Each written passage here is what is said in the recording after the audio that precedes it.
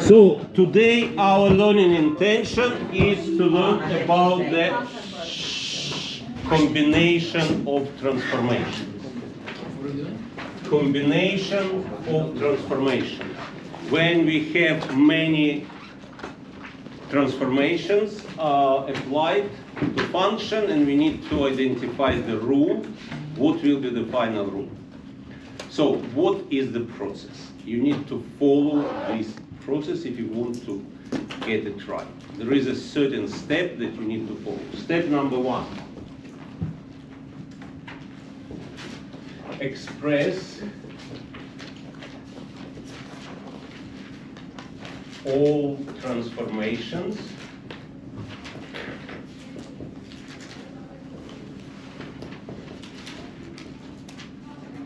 in order and in mapping notation. Mapping notation. So we start from the point xy, and then we do all transformations. So how we apply those transformations? First, translation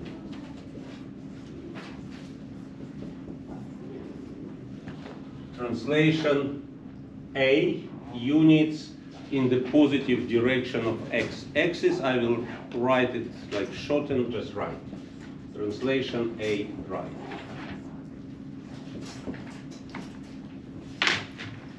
That will change xy, change to x plus a y. Translation A units in the negative direction of x-axis. Negative direction of x-axis, right just left. So that will be xy change to x minus ay. Translation A units in the positive direction of the y-axis, which is up. So we have xy change to x y plus a. A units in the negative direction of y-axis, so a down. We have xy change to x y minus a. Now reflection in x-axis. So we have xy changes to x minus y. Reflection in y, we have x change to opposite xy changes to negative xy. Is that a reflection in the x-axis or reflection from the x-axis? Reflection in x-axis. You don't say a reflection, you say reflection and say in the mirror. Yeah, because the textbook will say reflection from the x-axis, and that's when you change the y. Dilation. Oh, dilation. Dilation from. Reflection in. Yeah. So now dilation. Dilation by factor A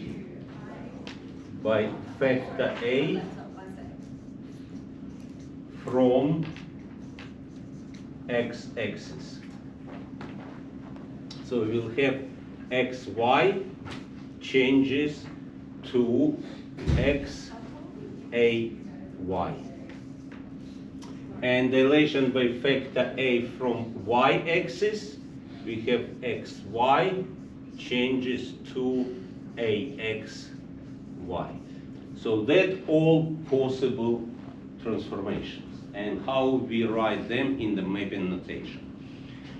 And when you will be doing them in the mapping notation, you do them in the order how it's listed.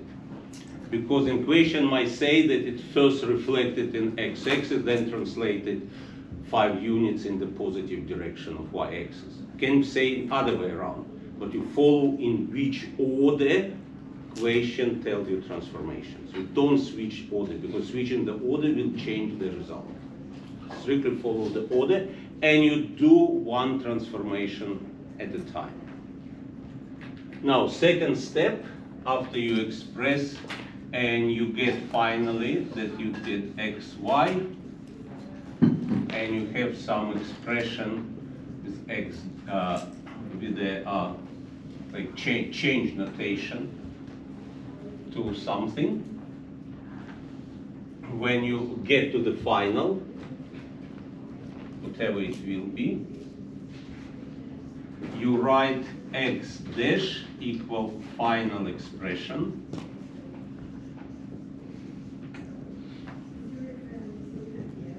You write y dash equal final expression, whatever you will get. And then, third step, rearrange, making, so x, y is the old coordinates. X dash and y dash are new coordinates. So rearrange,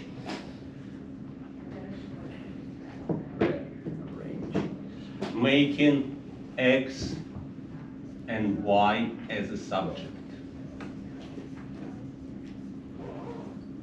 So you get x in terms of the old coordinates, in terms of new coordinates. And the next step,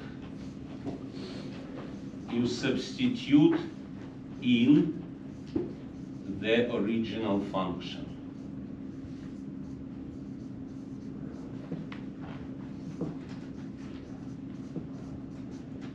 And the very last step you do, make y as a subject. Make y as a subject. So make it in the form y equal. And that will be your final answer. Let's consider it on the example. Let's consider on the example. Let's say we take function y equal root x.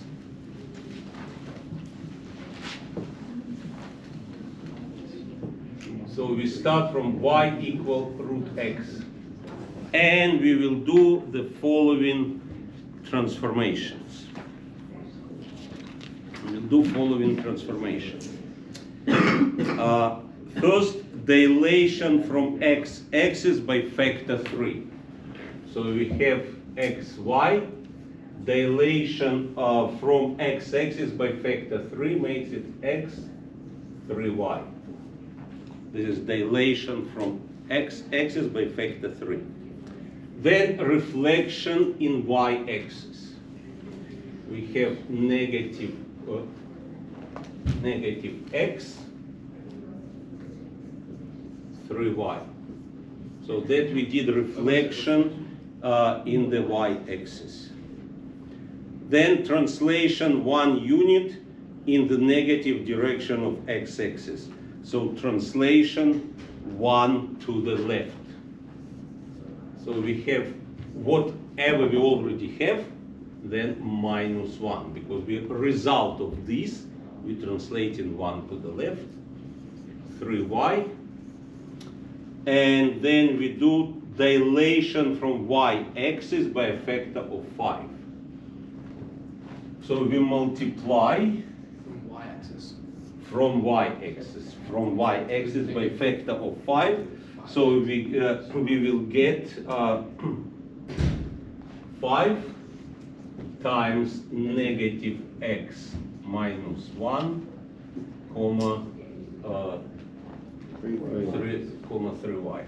Should we expand straight away or leave it like Doesn't matter. Okay. Doesn't matter. Now we can write the expressions. We have x dash equal minus 5x minus 5, expanding it, and we got y dash equal 3y.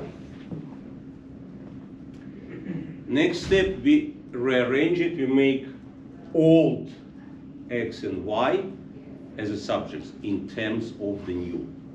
So we have here we have y equal y dash divided by 3. Here we will have, so we'll move 5x will be equal minus x dash minus x dash minus 5. So x equal minus x dash on 5 minus 1, or we can keep it here, doesn't matter. Either this is this. Does it all make sense what we did so far? Yeah. Now we substitute these x and y instead of the original x and y. So we have y dash on 3 equal square root of negative x dash minus 5. Wait, it's the negative should be like on X. Yes.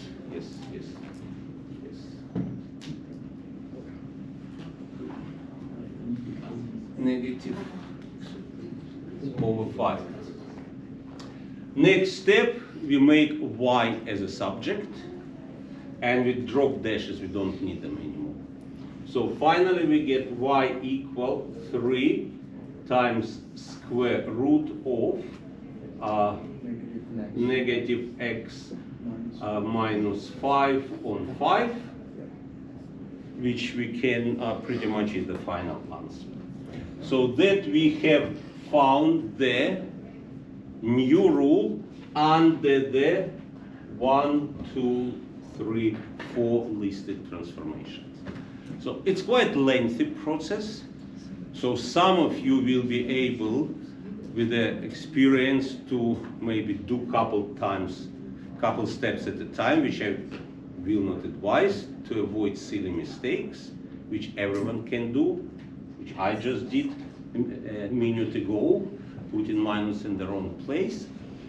So if you follow those steps, that's how you will find the new rule of the function under the given sequence of transformations. Again, never change the given order. Follow it, write mapping notation, doing one step at a time, and then do remaining. And this way you will get correct new rule. Make sense? Yeah. Okay, like, subscribe, and donate to help fight terrorist countries and organizations like Russia, Iran, Hamas, etc. Support Ukraine and Israel.